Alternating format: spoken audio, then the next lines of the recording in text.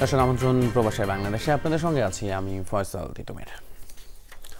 প্রথমবারের মতো জাতীয় সংসদ নির্বাচনে ভোট দেওয়ার সুযোগ পাচ্ছেন প্রবাসীরা। মঙ্গলবার জাতির উদ্দেশ্যে দেওয়া ভাষণে এই তথ্য জানান প্রধান উপদেষ্টা ডক্টর মোহাম্মদ ইউনূস। ঘোষণা দেন 2026 সালের ফেব্রুয়ারিতে রমজানের আগেই অনুষ্ঠিত হবে জাতীয় সংসদ নির্বাচন, আর এজন্য ইসিকে নির্বাচন আয়োজনে চিঠি দেবে সরকার। এ সময় জাতিকে আর বিভক্ত না করার জন্য সবাইকে প্রতিজ্ঞাবদ্ধ হওয়ার আহ্বান জানান প্রধান উপদেষ্টা। আজকের দিনে আমি জাতির সূর্য সন্তান জুলাই শহীদদের গভীর শ্রদ্ধার সঙ্গে স্মরণ করছি। জুলাই গণ অভ্যুত্থানের বছর পার করার আগে নানা সময়ে নানা উৎকণ্ঠায় কাটিয়েছে দেশের মানুষ। রাজনৈতিক অঙ্গনে অন্যতম আলোচিত ছিল আগামী জাতীয় নির্বাচন বিষয়ে। সব জল্পনা কল্পনা ছাপিয়ে কয়েকটি দলের আপত্তির পরও আগামী রমজানের আগেই নির্বাচনের আয়োজনের কথা জানালেন ডক্টর মোহাম্মদ ইউনূস।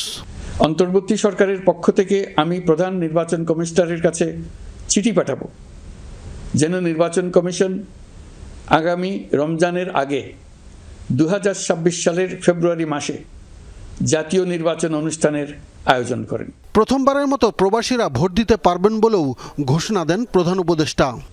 এবার আমরা প্রবাসী ভোটারদের ভোট দেওয়ার আয়োজন নিশ্চিত করতে চাই। অর্থনৈতিক দিক থেকে সম্পূর্ণ বিধ্বস্ত বাংলাদেশ যে আবার দ্রুত ঘুরে দাঁড়াতে পেরেছে, তার বড় কারণ হলো আমাদের রেমিটেন্স যোদ্ধাদের ঐতিহাসিক অবদান। নির্বাচনে তাদের অংশগ্রহণ নিশ্চিত করার জন্য নির্বাচন কমিশন প্রস্তুতি নিচ্ছে। নির্বাচনের দিনকে আমরা ঈদের উৎসবের মতো করতে চাই। এবারের ভোটের আনন্দ থাকবে সবার মধ্যে। আপনারা সবাই বাচ্চা কাচ্চাদের নিয়ে ভোট কেন্দ্রে যাবেন। 5 মাস পরের সম্ভাব্য নির্বাচনকে বানচাল করতে একটি পরাজিত গোষ্ঠী দেশে বিদেশে বসে ষড়যন্ত্র করছে বলে দেশবাসীকে সতর্ক থাকতে বলেন অন্তর্বর্তী সরকার প্রধান। ত্রুটিপূর্ণ নির্বাচনের মধ্য দিয়ে কোনো দল যদি গায়ের জোরে নির্বাচিত হয়ে ক্ষমতায় আসে, তার চূড়ান্ত পরিণতি কি তার জুলাই অভ্যুত্থান আমাদের দেখিয়ে দিয়েছে। একটা গোষ্ঠী নির্বাচনকে বাধাগ্রস্ত করার জন্য উন্মুখ হয়ে আছে, দেশের বাইরে বসে ভেতরে থেকে নানা অপচেষ্টায় লিপ্ত রয়েছে। পরাজিত শক্তি নির্বাচনের আগ পর্যন্ত বারবার মাথাচাড়া দিয়ে ওঠার চেষ্টা করবে, কিন্তু একটি অবাধ, সুষ্ঠু, নিরপেক্ষ নির্বাচন সফলভাবে আয়োজন করা গেলে অপশক্তির পরাজয় চূড়ান্ত হবে। প্রায় 35 মিনিটের ভাষণে সরকারের 1 বছরের নানা কর্মকাণ্ড ও উদ্যোগের কথা জানিয়ে প্রধান উপদেষ্টা গণ অভ্যুত্থান দিবসে সকলকে ঐক্যবদ্ধ থাকার প্রতিজ্ঞার আহ্বান জানান। আসুন আজ জুলাই গণ অভ্যুত্থান দিবসে প্রতিজ্ঞাবদ্ধ হই, এই জাতিকে আমরা আর কখনো বিভক্ত হতে দেব না। ফেব্রুয়ারি বেশি দূরে নয়। নির্বাচন নিয়ে প্রস্তুতি নিতে নিতেই ভোটের দিন এসে পড়বে। বহু বছর আমরা কেউ ভোট দিতে পারিনি, এবার আমরা সবাই ভোট দেব, কেউ বাদ যাবে না। সবাই যেন বলতে পারি, নতুন বাংলাদেশ গড়ার পথে দেশকে রওনা করার জন্য আমি আমার ভোটটা দিয়েছিলাম। আব্দুল্লাহ তুহিন, যমুনা নিউজ, ঢাকা। জুলাই গণ অভ্যুত্থান একটি গণতান্ত্রিক, মানবিক ও বৈষম্যহীন রাষ্ট্র প্রতিষ্ঠার আহ্বান জানিয়েছেন প্রধান উপদেষ্টা ডক্টর মোহাম্মদ ইউনূস। সকালে ঢাকা জেলা প্রশাসনের উদ্যোগে জুলাই গণ অভ্যুত্থান দিবস উপলক্ষে আয়োজিত অনুষ্ঠানে ভার্চুয়ালি দেয়া এক বক্তব্যে আহ্বান জানান তিনি। দীর্ঘ এই সময় প্রতিটি সেক্টরে মাফিয়াতন্ত্র কায়েম করে একটি সুবিধাভোগী শ্রেণী তৈরি করা হয়েছিল, যারা আর্থিক ও অন্যান্য সুবিধার বিনিময়ে স্বৈরাচারের পক্ষে কথা বলবে, কাজ করবে। স্বৈরাচারের পক্ষের সঙ্গী হলেই তার চাকরি হবে, কাজ মিলবে। জাপানে বাংলাদেশ দূতাবাসের উদ্যোগে জুলাই গণ অভ্যুত্থান দিবস পালিত হয়েছে। মঙ্গলবার টোকিওতে অবস্থিত বাংলাদেশ দূতাবাসের মিলনায়তনে আয়োজন করা হয়। অনুষ্ঠানের শুরুতেই গণ অভ্যুত্থানের শহীদদের স্মরণে 1 মিনিট নীরবতা পালন করা হয়। এরপর পাঠ করা হয় রাষ্ট্রপতি ও প্রধান উপদেষ্টা কর্তৃক প্রদত্ত বাণী। অনুষ্ঠানে বক্তব্য রাখেন রাষ্ট্রদূত মোহাম্মদ দাউদ আলী। তিনি গণ অভ্যুত্থানের শহীদদের প্রতি শ্রদ্ধা জানান, পাশাপাশি জুলাইয়ের চেতনাকে ধারণ করে সম্মিলিতভাবে দেশ গড়ার কাজে এগিয়ে আসার আহ্বান জানান। এছাড়াও উন্মুক্ত আলোচনা পর্বে জুলাই গণ অভ্যুত্থানে অংশগ্রহণকারী সহ জাপান, বাংলাদেশ কমিউনিটির সদস্যরা অংশ নেন। প্রদর্শিত হয় জুলাই গণ অভ্যুত্থানের উপর নির্মিত প্রামাণ্যচিত্র। এই আয়োজনে জাপান বিএনপির সভাপতি রেজা মীর এবং এনসিপির এশিয়া বিষয়ক প্রতিনিধি জুবায়ের আহমেদ সর্দার সহ সাধারণ প্রবাসীরা উপস্থিত ছিলেন।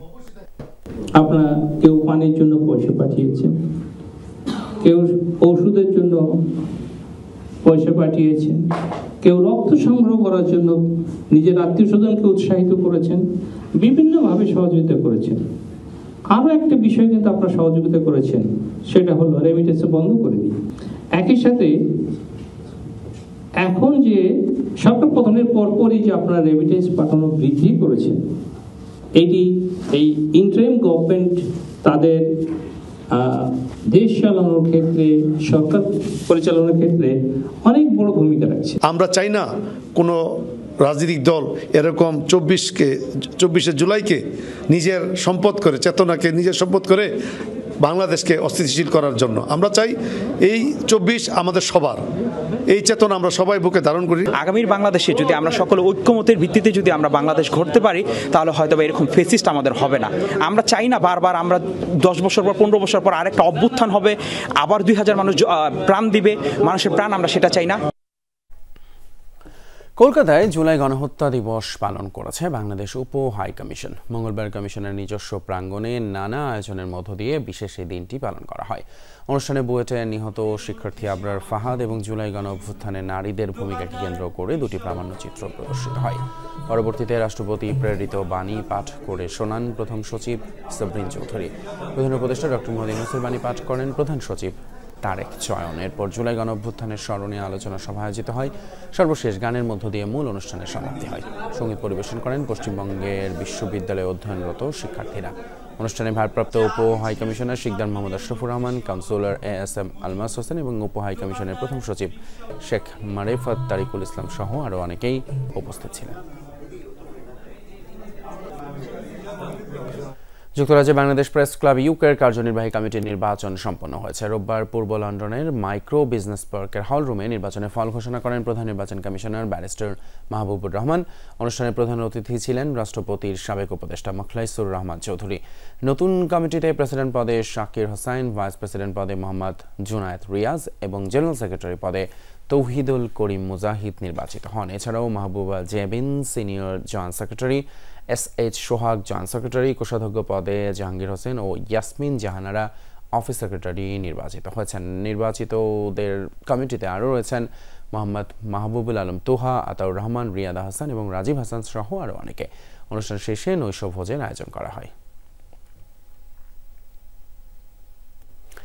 বাহরাইনে একই সাথে জুলাই বিয়ন্ড বর্ডার্স এবং রেমিটেন্স যোদ্ধা দিবস পালিত হয়েছে। সোমবার বাংলাদেশ দূতাবাস বাহরাইনের উদ্যোগে দূতাবাসের কনসুলেট হল রুমে আয়োজন করা হয়।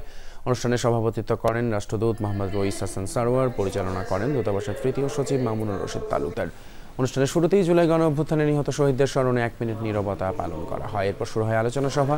অনুষ্ঠানে দূতালয় প্রধান AK মহিউদ্দিন কায়েস, দূতাবাসের প্রথম সচিব মোহাম্মদ ইলিয়াসুর রহমান এবং দূতাবাসের শ্রম সচিব মাহফুজুর রহমান সহ বাহরাইনে বসবাসরত বাংলাদেশি কমিউনিটির আরও অনেকেই উপস্থিত ছিলেন।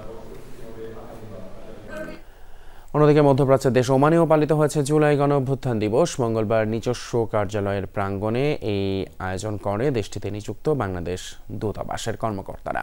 এতে সভাপতিত্ব করেন রাষ্ট্রদূত খন্দকার মিসবাউল আজিম। অনুষ্ঠান পরিচালনা করেন শ্রম সচিব আসাদুল হক। গণঅভ্যুত্থানের বিষয়ে রাষ্ট্রপতি এবং প্রধান উপদেষ্টার প্রেরিত বাণী পাঠ করেন দূতাবাসের কাউন্সিলরের। আলোচনা সভায় বক্তব্য রাখেন সৈয়দ মঞ্জুরুল ইসলাম, নূর হোসেন তালুকদার এবং CIP আজিমুল হক বাবুল সহ আরও অনেকে। এ সময় জুলাই বিপ্লবের দিনগুলো স্মৃতিচারণ করেন তারা। প্রদর্শিত হয় বাংলাদেশে নতুন স্বাধীনতার উপর নির্মিত প্রামাণ্যচিত্র। যুক্তরাষ্ট্রে পথমেলা আয়োজন করতে যাচ্ছে ব্রুকলিন বাংলাদেশ মার্চেন্ট অ্যাসোসিয়েশন। আগামী 7 সেপ্টেম্বর অনুষ্ঠিত হবে এই পথমেলা। এই উপলক্ষে ব্রুকলিনের চার্চ ম্যাকডোনাল্ডে সাংবাদিক সম্মেলনের আয়োজন করে আয়োজক কমিটি। এতে সভাপতিত্ব করেন মার্চেন্ট অ্যাসোসিয়েশনের সভাপতি লুৎফর রহমান। উদ্বোধনী বক্তব্য রাখেন বিশিষ্ট ব্যবসায়ী আনোয়ার হোসেন। বক্তব্য দেন চট্টগ্রাম সমিতির সাবেক সভাপতি জনাব কাজী আজম, সন্দীপ সোসাইটির সভাপতি ফিরোজ আহমেদ, বিশিষ্ট রাজনীতিবিদ এবং লেখক শামসুদ্দিন আজাদ সহ আরও অনেকে। আয়োজক কমিটির পক্ষ থেকে জানানো হয়, নতুন প্রজন্মের মাঝে বাংলাদেশের ইতিহাস ও ঐতিহ্যকে তুলে ধরতেই এই পথমেলার আয়োজন করা হবে। যুক্তরাজ্যে বাংলাদেশি কবি KM আবু তাহের চৌধুরী রচিত কাব্যগ্রন্থ রঙের দুনিয়ার প্রকাশনা অনুষ্ঠান আয়োজিত হয়েছে। রোববার পূর্ব লন্ডনের কমার্শিয়াল রোডের লন্ডন এন্টারপ্রাইজ একাডেমিতে অনুষ্ঠানের আয়োজন করা হয়। অনুষ্ঠানে সভাপতিত্ব করেন বীর মুক্তিযোদ্ধা MA মান্নান। অনুষ্ঠানটি পরিচালনা করেন লেখক এবং সলিসিটর মোহাম্মদ ইয়াউর উদ্দিন। প্রধান অতিথি ছিলেন টাওয়ার হ্যামলেটস কাউন্সিলের নির্বাহী মেয়র লুৎফুর রহমান। অনুষ্ঠানে কবির বিভিন্ন সামাজিক কাজের বিষয়ে প্রেজেন্টেশন প্রদর্শন করেন বিশিষ্ট লেখক ও গবেষক doctor Mohammad Abul Lais. K M Abu Taher Chowdhury একাধারে কবি, লেখক, সাংবাদিক ও সমাজকর্মী হিসেবে পরিচিত। রঙের দুনিয়া তার প্রকাশিত দ্বিতীয় কাব্যগ্রন্থ। অনুষ্ঠানে 2 শতাধিক মানুষের সমাগম হয়। কানাডার মন্ট্রিয়েলে 8মবারের মতো বাংলা মেলা আয়োজিত হয়েছে। এই আয়োজন করে প্রবাসীদের অন্যতম সামাজিক সংগঠন Bangladesh socio cultural forum Canada. মেলায় বাচ্চাদের চিত্রাঙ্কন এবং ফ্যাশন শোর আয়োজন করা হয়। সঙ্গীত পরিবেশন করেন বাংলাদেশের জনপ্রিয় কণ্ঠশিল্পী শুভদেব। এছাড়াও নাচ, গান ও নাটক পরিবেশনা করেন আজিজুল হাকিম, বন্যা মির্জা, রিচি সালাইমান সহ স্থানীয় শিল্পীরা। জাঁকজমকপূর্ণ অনুষ্ঠান সঞ্চালনা করেন জোহরা শাম্মী ও মিল্কি ফারুক। উপস্থিত ছিলেন স্থানীয় মেয়র ও সাংবাদিক সহ কয়েক শত প্রবাসী বাংলাদেশি। আয়োজনরা জানান, নতুন প্রজন্মকে বাংলাদেশের সংস্কৃতির সাথে পরিচয় করাতে এই মেলার আয়োজন করেছেন তারা।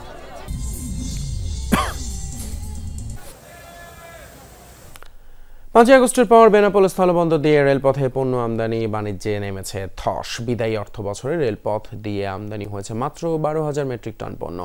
আগের বছরের তুলনায় রাজস্ব এসেছে অর্ধেকেরও কম। এদিকে অবকাঠামো সংকটের কারণে ট্রেন যোগে পণ্য রপ্তানি কার্যক্রম শুরু করা যায়নি। ভারত থেকে পণ্য আমদানিতে ব্যবসায়ীদের অন্যতম পছন্দ যশোরের বেনাপোল স্থলবন্দর। রেল ও সড়ক পথে চলে পণ্য আমদানি। তবে গেল 1 বছরে রেলপথে বাণিজ্যের আগ্রহ অনেকটাই কমেছে ব্যবসায়ীদের। গত জুলাই আগস্টের আগে প্রতিদিন পণ্য নিয়ে 10 থেকে 15টি ট্রেন আসতো বন্দরে। জুলাই বিপ্লবের পরে আসছে 2 থেকে 3টি। 2023-24 অর্থ বছরে রেলপথে আমদানি পণ্যের পরিমাণ ছিল 41,000 মেট্রিক টন। অথচ 2024-25 অর্থ বছরে ভারত থেকে মাত্র 1,296টি ওয়াগনে 12,000 মেট্রিক টন পণ্য আমদানি হয়েছে। ভারতে বাংলাদেশের যে বাণিজ্যিক সম্পর্ক, সেখানেও একটা মোটামুটি একটা ঘাটতি তৈরি হয়েছে। বেশ কিছু নিষেধাজ্ঞা উভয় দেশ জারি করার কারণে অনেক পণ্য এখন আসতে পারছে। যেমন আমরা সুতা আগে প্রচুর পরিমাণে ইন্ডিয়া থেকে আসতো, সুতা বন্ধ করে দিয়েছে। ট্রেনে মালামাল আমদানি হলে খরচ অনেক কম, আমদানিকারকদের ব্যয় কমে যায় এবং ব্যবসায়ের উপকৃত হয়। এখন এই কাজকাম কম থাকার কারণে, এলসি না যাওয়ার কারণে আমাদের এখানে মাসে 2টা করে রেলে যদি আমাদের এই মালটা যদি আসে, তাহলে দেখা যায় যে কোনো মায়ের খাওয়া এবং অতিরিক্ত মালগুলো এখানে পৌঁছে যায় এবং সুন্দরভাবে আনলোড করে এটা আমরা এই বন্দরের ভিতরে আর কি বুঝ করে দিতে পারি। বন্দর কর্তৃপক্ষ বলছে 2023-24 অর্থ বছরে এ খাতে রাজস্ব ছিল প্রায় 6 কোটি টাকা, আর বিদায়ী অর্থ বছরে রাজস্ব এসেছে 2.5 কোটি টাকা, অর্থাৎ কমেছে অর্ধেকেরও বেশি। জুলাই আগস্টের আন্দোলনের ফলে, পরবর্তীতে ভারতের নিষেধাজ্ঞার ফলে ট্রেন যোগে ভারত থেকে 23-24 অর্থ বছরের থেকে যেখানে 10 থেকে 12টি গাড়ি আসতো, ট্রেন আসতো, পরবর্তীতে 24-25 অর্থ বছরে সেটা কমে 2 থেকে 3টি ট্রেনে দাঁড়িয়েছে। রেলযোগে বাংলাদেশি পণ্য ভারতে রপ্তানির নির্দেশনা থাকলেও তা চালু করা সম্ভব হয়নি। বেনাপোল রেল স্টেশনে এখন পর্যন্ত নির্মাণ হয়নি কোনো ইয়ার্ড। সংকট কাটিয়ে 2 দেশের বাণিজ্য পরিস্থিতির উন্নয়ন চান ব্যবসায়ী ও সংশ্লিষ্টরা। সাবরিনা লিজা, যমুনা নিউজ। আফ্রিকার দেশ মোজাম্বিকে ইসলামিক ফোরাম অফ আফ্রিকার 14তম প্রতিষ্ঠাবার্ষিকী উপলক্ষে প্রবাসীদের এক মিলন মেলা অনুষ্ঠিত হয়েছে।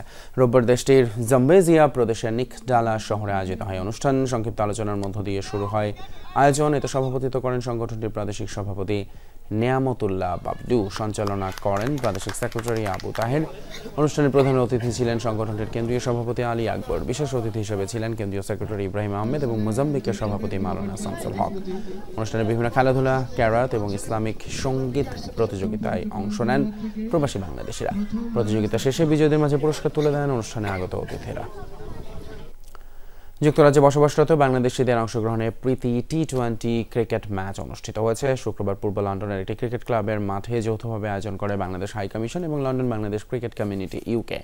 24শে জুলাই গণঅভ্যুত্থানের বর্ষপূর্তি উপলক্ষে এই টুর্নামেন্টের আয়োজন করা হয়। এতে লাল এবং সবুজ নামে 2টি দল অংশ নেন মোহাম্মদ আশরাফুল, সাব্বির, এনামুল হক জুনিয়র সহ জাতীয় পর্যায়ের পরিচিত কয়েকজন ক্রিকেটার।